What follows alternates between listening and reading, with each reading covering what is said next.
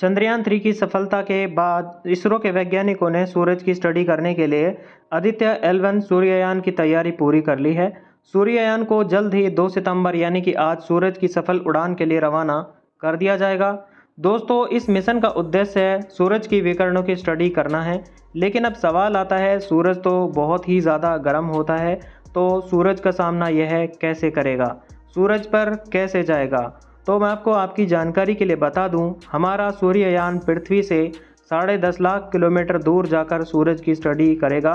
दोस्तों, पृथ्वी से 10.5 लाख किलोमीटर की दूरी इतना इम्पोर्टेंट इसलिए है क्योंकि इस दूरी पर पृथ्वी का ग्रेविटेशनल फोर्स और सूरज का ग्रेविटेशनल फोर्स किसी भी चीज़ पर बराबर काम करने लगता है, जिससे कि किसी चीज़ पर नेट ग्रेविटेशनल फोर्स ज़ीरो हो जाता है। इसरो के वैज्ञानिकों ने जानकारी देते हुए बताया, सूर्ययान की तैयारियां पूरी कर ली गई हैं, यानी कि अब वह सूरज की सफल उड़ान के लिए तैयार हो चुका है। 2 सितंबर के दिन श्री हरिशकोटा में स्थित सतीश धवन स्पेस सेंटर से लॉन्च किया जाएगा। और सबसे बड़ी बात यह है कि हमारे भारत का यह सबसे पहला मिशन होने वाला है जो कि सूरज की तरफ जाकर स्टडी करेगा। दोस्तों, यह मिशन इतना भी आसान नहीं होने वाला है क्योंकि इसमें काफ़ी ज़्यादा पावरफुल रॉकेट का इस्तेमाल किया गया है। हालांकि बात करें कि नासा ने कई सूर्य मिशन कर लिए हैं, लेकिन ऐसी कौन सी चीज़ है कि जिसे खोजने के लिए भारत देश आदित्य मिशन को लॉन्च करने जा रहा है। जानने के लिए प्लीज़ आप वीडियो को लास्ट तक ज़रूर देखिएगा। इसके लिए सबसे पहले इस मिशन के बारे में आपको बता दूं और इस मिशन का क्या उद्देश्य है वो भी मैं आपको बता देता हूं। आदित्य L1 मिशन को लग्जेरियन बिंदु पर भेजा जाना है। दरअसल लग्जेरियन बिंदु अंतरिक्ष में एक ऐसी जगह है जहां पर दो चीज़ों के बीच काम करने वाले सभी ग्रेविटेशनल फोर्स एक दूसरे को डीएक्टिवेट कर देते हैं। यहाँ एक छोटी से छोटी चीज़ सूरज और धरती के ग्रेविटेशनल फोर्स के तहत बैलेंस होकर रह जाती है। आदित्य L1 का जो उद्देश्य है वो सौर कोरोना यानी सूरज की वायुमंडल का सबसे बाहरी भाग की बनावट और इसके तपने की प्रक्रिया और इसके तापमान, सौर विस्फोट और सौर तूफान का कारण जानने के लिए पता लगाना है। साथ ही सूरज के कारण होने वाले शक्तिशाली विस्फोट के बारे में भी पता लगाना है। सूर्य का अध्ययन करने वाली पहली अंतरिक्ष आधारित भारतीय वेधशाला आदित्य L1 का प्रक्षेपण 2 सितंबर को किया जाएगा। इसके लिए सुबह 11:50 का टाइम निर्धारित किया गया है।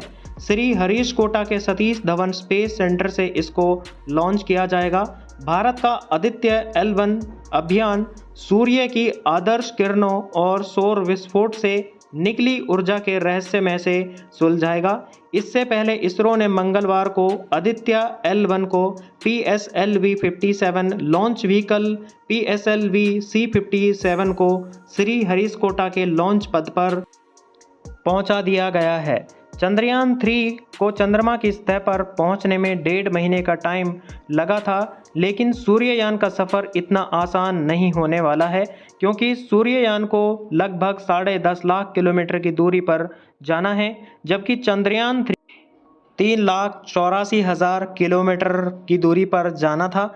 आदित्य L1 को लग्जेरियन बिंदु तक पहुंचने में 4 महीने का टाइम लगेगा। इस दौरान यह 15 लाख किलोमीटर का सफ़र तय करेगा।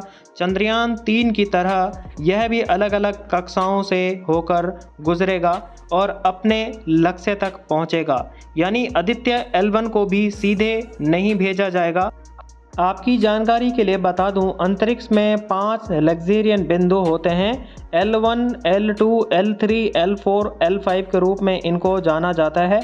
अब सवाल आता है, सूर्य का अध्ययन लग्जेरियन बिंदु से ही क्यों किया जाएगा? क्या किसी और स्थान से सूर्य का अध्ययन नहीं किया जा सकता? आपको मैं बता दूं दोस्तों, लग्जेरियन बिंदु अंतरिक्ष में और अंतरिक्ष अवशेषण के लिए उपयोगी माना जाता है क्योंकि यहाँ पर कम ऊर्जा वाली कक्षाएं होती हैं। इसके साथ ही इस बिंदु से अंतरिक्ष के कुछ क्षेत्रों को आसानी से देखा जा सकता है। सूर्य पृथ्वी के किसी भी अंतरिक्ष यान को L1 बिंदु से लगातार सूर्य का निरीक्षण करने के लिए अनुमति देता है। दूसरी ओर देखें तो सूर्य और पृथ्वी के बीच L2 बिंदु से दूरबीन के जरिए गहरी स्थान का स्पष्ट दृश्य दिखाई देता है।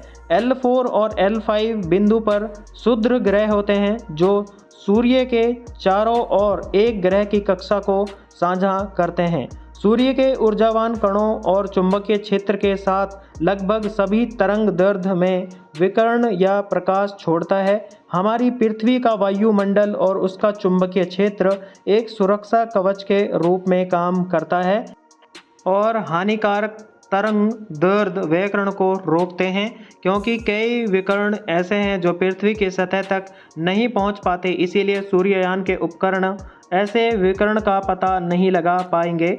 इसी वजह से इन विकिरणों पर आधारित और सौर अध्ययन भी नहीं किया जा सकता। हालांकि ऐसे अध्ययन पृथ्वी के वायुमंडल के बाहरी यानी अंतरिक्ष से अवलोकन करके किए जा सकते हैं। इसी प्रकार एक सवाल और उठता है कि सूर्य से निकलने वाले वायु के कण और चुंबकीय क्षेत्र ग्रहों के बीच अंतरिक्ष से कैसे यात्रा करते हैं। इसे समझने के लिए एक ऐसे बिंदु से अध्ययन किया जाना चाहिए जो पृथ्वी के चुंबकीय क्षेत्र के प्रभाव से बहुत दूर है। इन्हीं प्रभावों के कारण अंतरिक्ष में सूर्य की किरणें गगन कर पाती हैं। आपके मन में ये भी सवाल होगा कि सूर्य को लेकर कई सारे सवाल आपके दिमाग में आते होंगे कि यदि सूरज ना होता तो क्या होता, सूर्य का आकार कैसा है और सारे ग्रह सूर्य के चक्कर क्यों लगाते हैं। ऐसे में आज मैं आपको सूर्य से जुड़े कुछ इंटरेस्टिंग बातें बताता हूँ जिनके बारे में जानकर आपको हैरानी होगी। असल में सूरज एक तारा है जो हमारे सौर मंडल में सबसे बड़ा है।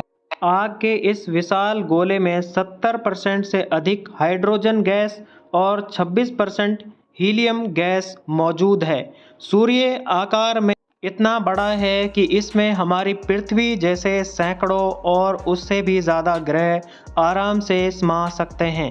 पृथ्वी और सूर्य के बीच तकरीबन 15 करोड़ किलोमीटर की दूरी है। साथ ही यह हमारे सौर मंडल का सबसे बड़ा पिंड है। सूरज का व्यास करीब 13,90,000 किलोमीटर है। पृथ्वी के मुकाबले देखा जाए तो यह लगभग 109 गुना बड़ा है। हमारे ब्रह्मांड में सूरज जैसे ग्रहों या उससे भी अधिक पिंड मौजूद हैं। सूर्य का जो प्रकाश हमें धरती पर मिलता है, इससे पहुंचने में 8 मिनट 16 सेकंड का टाइम लगता है। सूर्य की सतह से पृथ्वी की ओर आने के लिए रॉकेट की शुरुआती गति 618 किलोमीटर प्रति सेकंड होनी चाहिए। आग के इस गोले के अंदर का तापमान 1.5 करोड़ डिग्री सेल्सियस है। सूरज पृथ्वी से करीब 13 लाख गुना बड़ा है और इसका ग्रेविटेशनल फोर्स भी पृथ्वी से 27 गुना ज़्यादा है। तो दोस्तों, इस वीडियो को आप अपने दोस्तों के साथ ज़्यादा से ज़्यादा शेयर करें और वीडियो को लाइक करें और चैनल को भी प्लीज़ सब्सक्राइब कर लें, ताकि जब भी कोई मैं नई वीडियो अपलोड करूं तो आपके पास नोटिफिकेशन मिल जाए। तो दोस्तों, इस रिपोर्ट में बस इतना ही। अभी के लिए बहुत बहुत शुक्रिया।